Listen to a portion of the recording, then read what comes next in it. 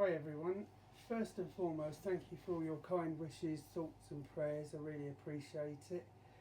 Um, just a sort of catch up really for those of you that are sort of a further distance away that we've not spoken to on the phone.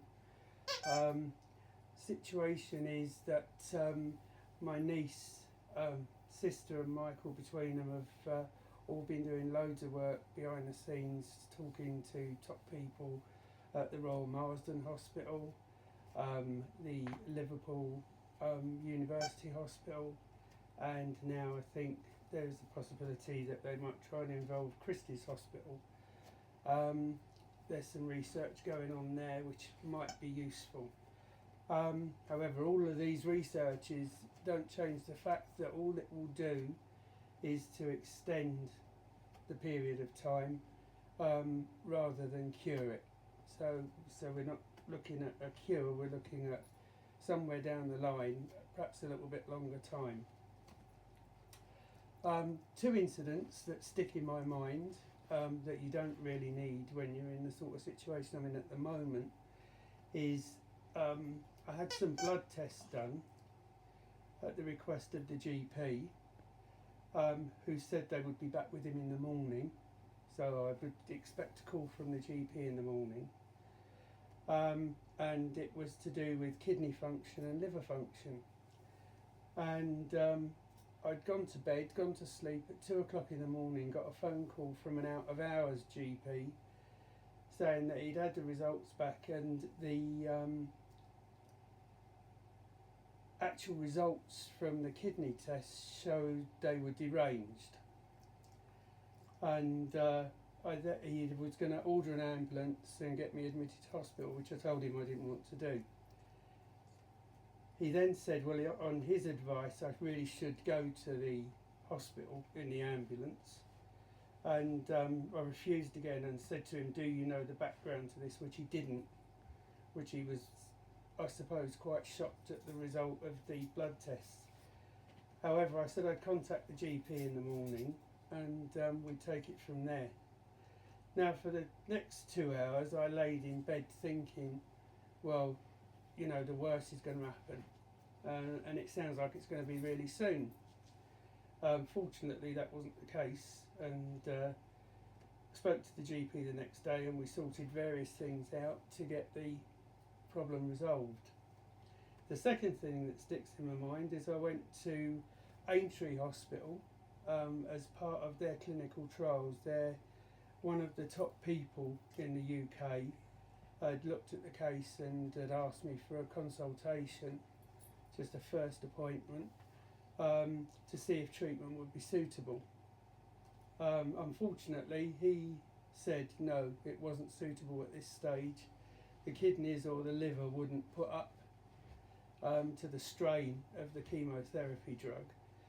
Perhaps further down the line, if we could build me up a little bit, then the situation may be different and you could be considered.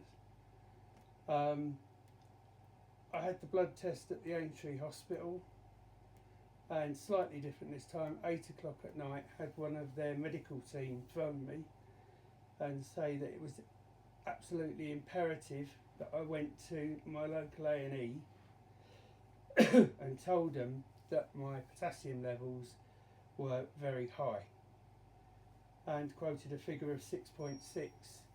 Now, above 6, the potassium is so important to the body that it can cause a heart attack. So I went to A&E, had blood tests, and they treated me with nebulizer. Took another blood test and said it had come down. Treated me with another nebulizer, and it had come down to 5.7, which they were happy with, and they discharged me. I spoke to the GP again today, having had already the Liverpool Hospital ring me up to find out how it had all gone and that they were aware of what was going on, and she just wanted to touch base to see what was the latest. The situation with that one was it has come down, but now alarm bells ring that how do we know it's staying down? So the blood test regime, which was for every sort of 10 days, is now, the nurses are coming in on Monday. They'll have a look at the blood tests and see what's happened to the potassium levels. I did have food which is supposed to be very good for you, in the sense that it's organic and it's low salt. It meets all the criteria for helping the problem, but then some of this food does contain high levels of potassium. So we've now re-looked at the diet, and before I'd gone to the hospital, I did have nuts and raisins, and all things that raise potassium levels. So we think now, bearing in mind the blood test is Monday, excuse me, that we'll have that base covered as well. So literally that's the latest update, if you like, on what's happened. I have to say a heartfelt thanks to my niece, my sister and Michael, who have all been superb right the way throughout this. I think in the position I'm in, it's difficult to take in everything that's said, and then you're in a worse situation because you get mixed up, jumbled up, and you really don't know where you are. That's all sort of been avoided so far. What we'll do, I'm sure, is Michael will keep you up to date on the video feed, on a normal messenger feed. Where possible, I'll come back and give you an update on the video feed. But as I say, once again, thank you so much for your kind thoughts, prayers, etc.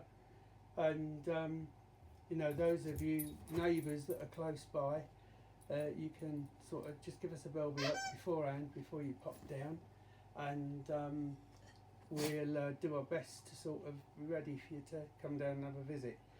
Those of you that are further away, I fully understand it's a huge transport situation to Blackpool in view of the distances, etc.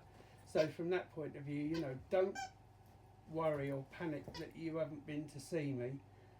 We'll keep up to date on this, and we'll let you know every step of the way what's happening. Okay, so love to you all. We'll speak again soon.